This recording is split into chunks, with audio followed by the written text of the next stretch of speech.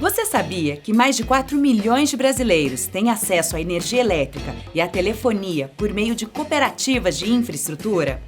Esse ramo do cooperativismo contribui para o desenvolvimento de mais de 800 municípios, especialmente em áreas rurais, cumprindo um papel social muito relevante.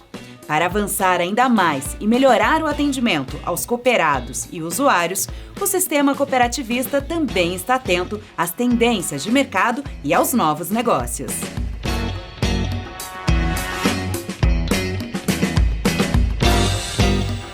Para falar sobre este tema, recebemos Camille Yappi, economista formada pela PUC de São Paulo, que há 10 anos se dedica à cooperação técnica internacional.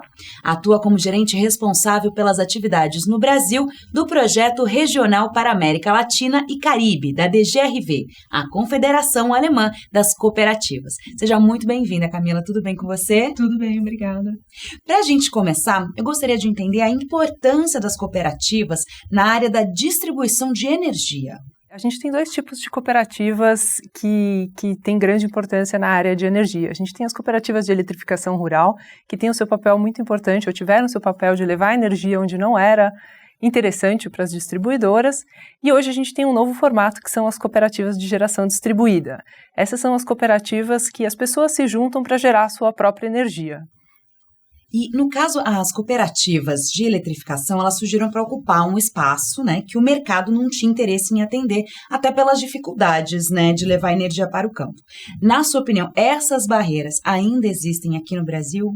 Eu acho que hoje a gente já alcançou a maior parte das pessoas com energia, né? Claro, ainda tem um ou outro que não tem a sua energia, mas aí também tem dificuldades logísticas muito grandes. Então, acho que esse papel está ocupado. Hoje, as cooperativas de eletrificação talvez possam ocupar um outro papel. Eu fico imaginando, já de um primeiro momento, uma região que não tem energia, ela não consegue nem ter uma produção econômica real. A vida das pessoas fica muito estagnada. Hoje, esse mesmo papel tem a internet, por exemplo. Se a gente não tem internet, como é que essa região vai crescer? Como é que empresas vão se instalar ali? Como é que vai ter esse crescimento? Então, talvez um dos potenciais para essas cooperativas de eletrificação seja levar energia, ou então pensar em outras dificuldades ou necessidades que essa comunidade tem. Eu fico sempre lembrando, por que existe uma cooperativa? Uma cooperativa sempre nasce a partir de um problema ou de um projeto conjunto de uma população. E isso pode se alterar ao longo do tempo, e as cooperativas têm que estar atentas a isso. Se ela já atendeu uma necessidade, por que não tentar atender outras necessidades? Eu acho até que você já começou a responder a minha próxima pergunta, que era exatamente isso, sobre essas vantagens e os benefícios de uma cooperativa de energia. Você pode aprofundar, dar alguns exemplos também para a gente compreender um pouquinho mais? Eu acho que as cooperativas de eletrificação realmente é o que eu estava comentando, tem esse papel de levar a estrutura e possibilidades de melhoria de vida para essa população, para as pessoas. E eu acho que dá para aprofundar isso em N aspectos. Ela pode pensar, talvez, em projetos de eficiência energética. As pessoas hoje estão bastante preocupadas com o meio ambiente, em produzir energia renovável. Então, de repente, fazer um projeto conjunto dos seus cooperados, ou até mais que isso, pegar outras áreas e fazer uma produção conjunta de energia renovável, seja com placas solares, ou então outras alternativas, pode ser eólica, por que não? Enfim, dependendo do potencial da região. Essas cooperativas também poderiam, de repente, olhar outras regiões que têm dificuldades que não estão atendidas. Às vezes o seu quadro social já está atendido, por exemplo, com internet. Mas eu enxergo hoje no país, a gente está num momento que era um momento antigamente de a gente levar luz, agora é um momento de levar banda larga, para as pessoas. Então, por que não identificar outros potenciais, outras coisas? E aí, por outro lado, temos essas novas cooperativas de geração distribuída, que é uma possibilidade relativamente nova, desde 2016 é permitido gerar a sua própria energia para autoconsumo. Você pode até injetar na rede e vai receber isso como um crédito. Aí existe um outro potencial, das pessoas poderem estar ativas na questão da energia renovável. Ela não só pensa nisso, como ela pode, de fato, fazer alguma coisa. Então, esse é um modelo até bastante diferente, inovador, que a gente vê na Alemanha, foi uma realidade já desde 2006, tem um boom de crescimento dessas cooperativas, as pessoas realmente estão preocupadas com o meio ambiente, o mundo que a gente vive, sim, e elas se juntaram em cooperativas para gerar energia. Hoje são mais de 800 cooperativas, e as pessoas geram energia não só solar, mas com biomassa, eólica.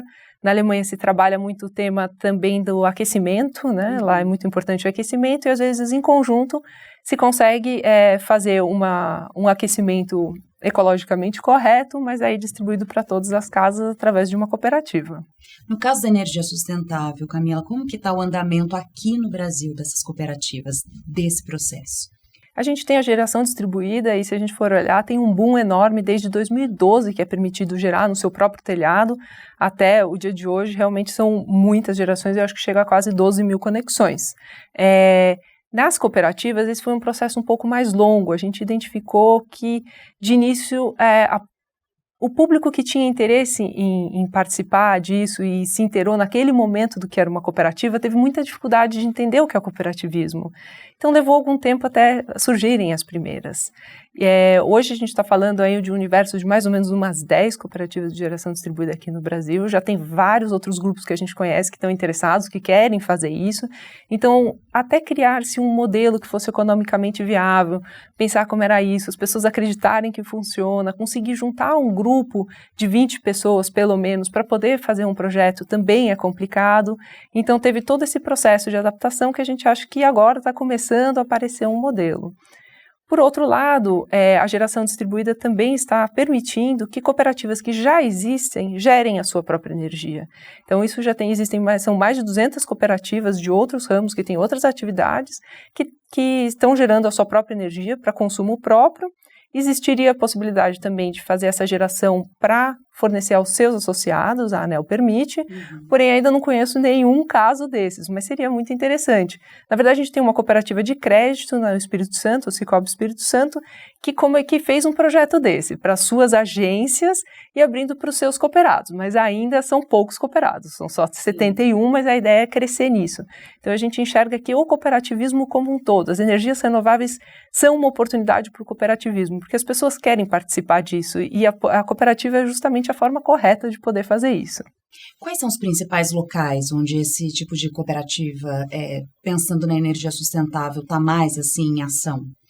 A gente tem diversos exemplos. A primeira cooperativa aconteceu no Pará, a gente tem cooperativa aqui no estado de São Paulo, a gente tem cooperativa em Santa Catarina, a gente tem cooperativa em Rondônia, quer dizer, está bem espalhado. E Minas é o lugar mais propício, sim. Minas tem uma regulação estadual favorável, com isenção de ICMS, e lá as energias renováveis como um todo crescem bastante. Então tem cooperativa lá também. Então, está bem espalhado e não necessariamente localizado numa única região. Perfeito, Camila. Vou fazer uma breve pausa para a gente conhecer agora a trajetória da Seripa, uma cooperativa que é referência no ramo infraestrutura. Tudo começou quando produtores rurais de Itaí, Paranapanema e Avaré, no sul do estado de São Paulo, decidiram se organizar para levar energia elétrica para suas propriedades na década de 1960. Já são mais de 55 anos melhorando a qualidade de vida do homem do campo e levando desenvolvimento para toda a região.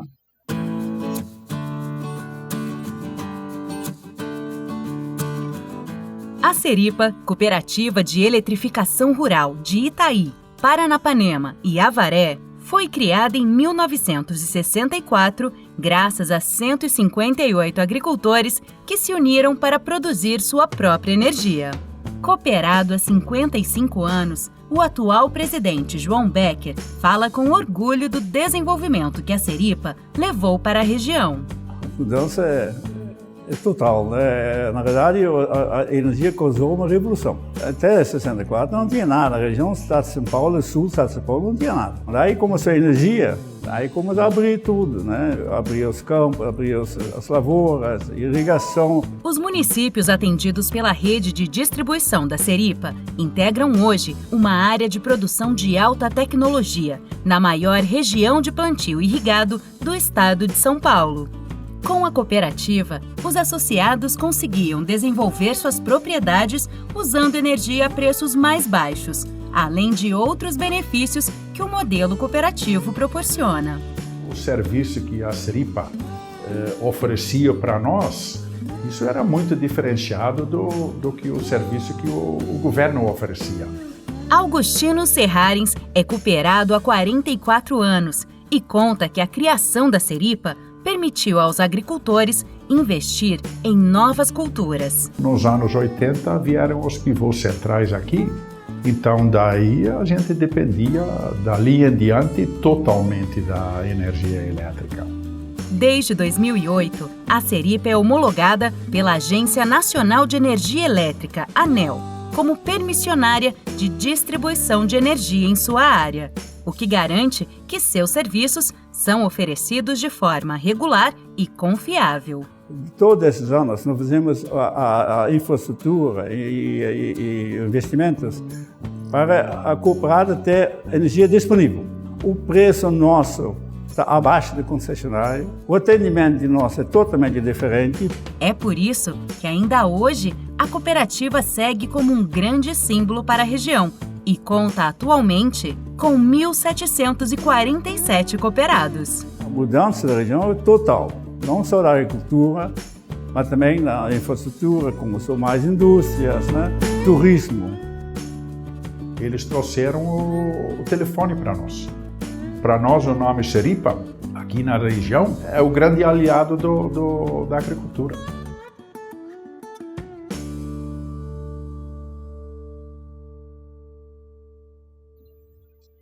Bom, Camila, continuando o nosso papo sobre energia sustentável, na Alemanha muitos consumidores geram sua própria energia através de placas solares, especialmente com o auxílio das cooperativas. No nosso país a gente tem o exemplo da Cuber, que atua no Pará, você também mencionou aí o Pará. O que pode ser feito então para as pessoas aderirem a esse método mais barato, mais limpo e, claro, sustentável? Quando esse tema se tornou uma realidade aqui no Brasil, a gente foi levar informação e a gente percebeu que um dos pontos mais complicados era explicar o cooperativismo para essas pessoas que não estavam já nesse meio. Por isso que a gente vê um crescimento tão grande das cooperativas já existentes gerando a sua energia, porque eu acho que ficou mais fácil entender o que como colocar as placas fotovoltaicas, como fazer energia renovável. Isso é um passo relativamente simples do que entender o cooperativismo, né? O cooperativismo tem toda uma filosofia por trás e a gente precisa precisam se criar grupos e esses grupos têm que ter confiança um no outro. E isso não é um projeto que se faz em poucos meses. A Cober, justo que a gente comentou, a Cober foi constituída por 23 amigos. Eles já se conheciam de outras atividades. Então já existia essa confiança e por isso eles conseguiram ser pioneiros e até, na verdade, a própria cooperativa é constituída até antes da resolução entrar em vigor, assim, de tanta vontade que eles tinham de fazer isso. Então esse é um projeto complicado, a gente tem visto que existe muito interesse de empresas ou instaladores que trabalham com o tema de energia renovável em fomentar o cooperativismo, mas a gente precisa das pessoas e as pessoas precisam entender. Então existe tanto um medo, será que funciona mesmo ainda da tecnologia, quanto uma dificuldade do cooperativismo, né? Então eu enxergo isso como barreira. Outras barreiras que a gente encontra é a questão do financiamento. Conseguir crédito adequado para um projeto como esse. Esse não é um projeto que vai se pagar em 2, 3 anos, é um projeto de um prazo maior, muitas vezes as pessoas não têm o capital próprio e precisam de capital externo, e hoje as linhas de financiamento a gente não tem encontrado linhas muito adequadas para cooperativas, até porque existe uma dificuldade adicional. Essa cooperativa, se ela foi criada naquele momento com esse propósito de gerar energia para os seus associados, ela não tem histórico, ela ainda não tem nenhum bem, ela não tem patrimônio, não tem garantia, então fica tudo muito complexo. Então a gente tem essa solução do financiamento também é uma barreira, o financiamento é uma barreira à entrada dessas cooperativas, e esse é um tema assim que precisaria ser trabalhado. Um outro aspecto que eu acho que tem que mencionar é o aspecto regulatório. A segurança regulatória é super importante. Então, a gente está transferindo investimento que poderia ser um investimento do governo, um investimento de grandes empresas, no investimento privado das pessoas. São pequenos investimentos. E elas não gostariam de colocar o seu dinheiro no investimento que ela não tem segurança que vai se pagar ao longo do tempo. E a regulação que vai dar essa segurança. Então, tem que existir uma segurança de que as regras do jogo continuem viáveis e sejam possíveis para pagar esse investimento que vai ser feito. Eu imagino que em todas essas áreas, seja regulatória, seja questão de crédito, seja questão até da própria infraestrutura, como montar essa cooperativa de energia sustentável, imagino que todas as informações estão ali para quem quiser aderir aos projetos, ou no caso, não sei se também funciona dessa forma, de algum colaborador entrar, participar, entender um pouquinho do que já existe para também levar para novos projetos, com novos colaboradores. Eu entendo agora que a gente já tem algumas cooperativas que existem, a gente pode utilizar muito desse recurso de ir conhecer o que o outro fez para poder adaptar a nossa realidade, né? Os primeiros pagam o preço do pioneirismo, né? Sim. Então tem que inventar um modelo de negócio. A gente tem modelos de negócio bem diversos, tanto do investimento próprio das pessoas, como com financiamento e investimento de terceiros. Tem várias formas de se atuar, e agora já dá para pesquisar um pouco aí os diferentes, o que vai caber mais para a minha realidade. Claro. Quais são os projetos, então, desenvolvidos pela DGRV no Brasil, na área de energia? Na área de energia, a gente tem, o nosso maior foco é a produção de energia através das pessoas. Então, que as pessoas estejam envolvidas nessa, que na Alemanha a gente chama de transição energética, né? Na Alemanha existe toda uma preocupação, na época, já nos anos 90, de dependência da energia que vinha de fora, a energia suja, a energia nuclear, depois do acidente de Fukushima, então isso se tornou ainda mais forte nas pessoas, que eles não queriam mais energia nuclear, e as pessoas foram tomando as rédeas disso. Então, hoje a gente pode dizer, da energia renovável, quase que 50% do investimento é investimento de pessoas privadas, pessoas comuns, ou através de cooperativa, ou diretamente, associações, diversas formas. Mas são as pessoas que estão fazendo esse investimento. Então, a gente entende que esse é um modelo interessante para exportar por aí, e aqui a gente tem trabalhado nesse tema. Então, toda vez que é produção de energia limpa através das pessoas, a gente tem bastante interesse em atuar. Então, assim, para exemplificar, a gente já trabalhou alguns guias de constituição, a gente fez um guia de constituição de cooperativas fotovoltaicas, agora a gente está expandindo para fazer no mesmo formato de biomassa e as oportunidades, e a gente quer tanto levar informação, disseminar a possibilidade. Um dos temas que também eu acho ainda que falta conhecimento é se hoje a gente perguntar na rua, você sabe que você pode gerar a sua própria energia? Provavelmente a pessoa não vai ter esse conhecimento. A gente está acostumado a acender a luz e pagar a conta de luz no final do mês.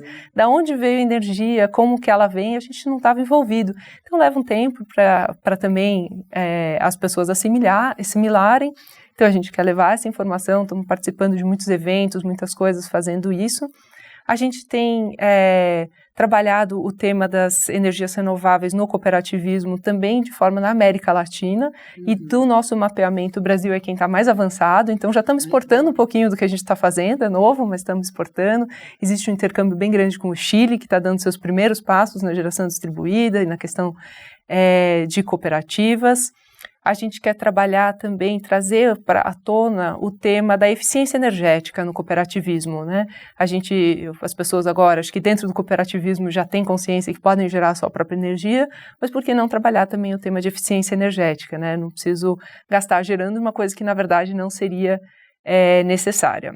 Bom, como você disse que o Brasil aí saiu na frente dentre os países aqui da América Latina, o que a gente já aprendeu com o cooperativismo da Alemanha e o que ainda falta aprender?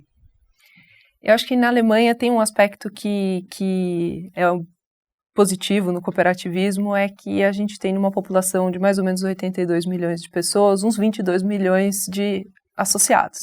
Então, o tema do cooperativismo e a possibilidade de se juntar em uma cooperativa é muito mais conhecida do que aqui. Isso não significa que todos conhecem, mas que uma parcela da população maior conhece. Um outro aspecto que eu acho bastante interessante na Alemanha existem federações regionais que todas as cooperativas, quando se constituem, vão entrar em contato com essas federações regionais. Elas apoiam na constituição e ao longo da vida da cooperativa. Então, elas têm acesso a cursos, capacitações, tudo que for necessário, e também são auditadas. Todo tipo de cooperativa na Alemanha é auditado. O que acontece com isso? A auditoria pode mostrar para os associados se tem alguma coisa que não está indo bem, e eles em rápido momento podem até corrigir os erros da rota. E isso tornou o cooperativismo, a forma jurídica de cooperativa, em uma forma muito segura.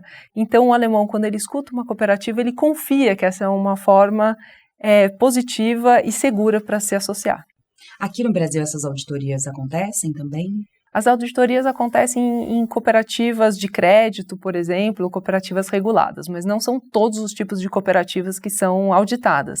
Então, muitas vezes o associado que não tem um conhecimento técnico de gestão ou do próprio negócio não tem um conhecimento tão rápido do que poderia ser corrigido mais rápido se tivesse uma auditoria. Entendi. Sobre as tendências, então, de mercado, em que as cooperativas elas podem inovar para oferecerem melhores serviços, novos produtos, no que diz respeito à telefonia, internet, TV? Eu acho que, de novo, é voltar àquela questão da cooperativa, né? Por que a cooperativa existe? Então, escutar o seu quadro social, quais são as dores dele, o que ele está precisando, e poder atender isso. Eu acho que já é um grande indicativo, a gente vê a geração distribuída, por exemplo, crescendo tanto, é indicativo que as pessoas querem energia renovável. Sim. Então, talvez um projeto de energia renovável, às vezes pode ser a internet. Então, escutar o seu quadro social, eu acho que é a forma mais interessante de poder atender essas pessoas e se manter no seu propósito. O propósito da cooperativa é viabilizar a vida dessas pessoas e melhorar a vida delas. Então, é sempre retomar aquele início e ver para que existimos. E para finalizarmos o programa de hoje, a gente sabe que pessoas bem preparadas são imprescindíveis para o sucesso dos negócios. Na sua opinião, então, Camila, como que as cooperativas estão enfrentando esse desafio? Bom, de fato, esse é um desafio, acho que de toda empresa e todo tipo de formação, né? Eu acho que tem que estar sempre buscando as tendências, se capacitando, indo atrás das novidades, o que existe tecnologicamente, o que existe de inovação, o que está acontecendo no mundo, está antenado ao que acontece. Eu acho que é um pouco por aí. E as cooperativas precisam sempre estar, como qualquer outro, estar se atualizando, né? Então, eu acho que é por aí o caminho. É por aí o caminho. Camila, quero agradecer a sua participação aqui no nosso programa. Acho que um dos caminhos também é esse, levar informação, entendimento para aquelas pessoas que estão interessadas em conhecer um pouquinho mais o trabalho da cooperativa, não é? Isso mesmo. Muito obrigada. Muito obrigada. Bom, pessoal, acompanhe nossos próximos episódios e veja como o cooperativismo está presente no seu dia a dia. Hoje a gente fica por aqui. Até breve.